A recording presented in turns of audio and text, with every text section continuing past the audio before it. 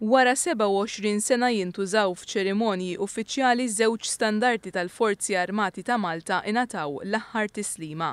Dawn l-istandardi huma magħrufa bħala l-kuluri tal-Armata u minħabba l-fatt li jintużaw f'avvenimenti ta' importanza nazzjonali meta jinbidlu ma jintremewx, minflok jinżammu f'post li jixraq għall-valur tagħhom.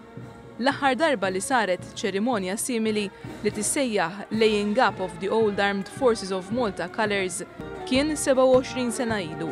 Dakinhar l-Aġent President tar-Repubblika Pawlu Xwiereb kien ippreżenta l-kuluri l-ġodda lill-Forzi Armati ta' Malta. Il-Maġġur Edric Zara fisser is-sinifikat ta' dawn il-kuluri u qal li dawn jimmarkaw aspetti importanti tas-suldat fi ħdan l-Armata. Is-sinifikat huwa li l-kuluri tal-Armata jirrappreżentaw ir-ruħ, l-enerġija ta' kull soldat fil-Forzi Armati. Anki huma l-lealtà lejn il-pajjiż.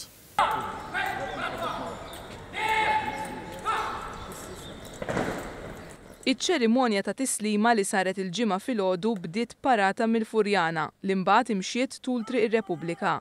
Fi Pjazza San Ġwan saret il-Gwardja tal-Unur li kienet spezzjonata mill-President tar-Repubblika Mary Louise Coleyro Preca. Wara fil-Konkatedral ta' San Ġwan saret qudiesa pontifikali li tmexxiet mill-Isqof Awżiljarju Charles Scicluna. Fl-omelija tiegħu l-Isqof Charles Scicluna irringrazzja lis-soldati tal-ħidma tagħhom, qal illi dawn huma soldati li jħarsu kull persuna, irrispettivament tal-liema kulur, razza jew reliġjoni. Il-qofol taċ-ċerimonja intlaħaq fit-tmiem tal-qudiesa pontifikali meta l-Kmandant u d-Deputat Kmandant tal-Forzi Armati ta' Malta ppreżentaw il-kuluri l-antiki lill-Isqof Charles Scicluna. Il-kuluri ser ikunu qegħdin jiddendlu fis-sagristija tal-Konkatedral ta' San Ġwan u dawn issa jingħaqdu mal-kuluri l-oħra illi intużaw mill-Forzi Armati ta' Malta fis-snin li mgħoddija.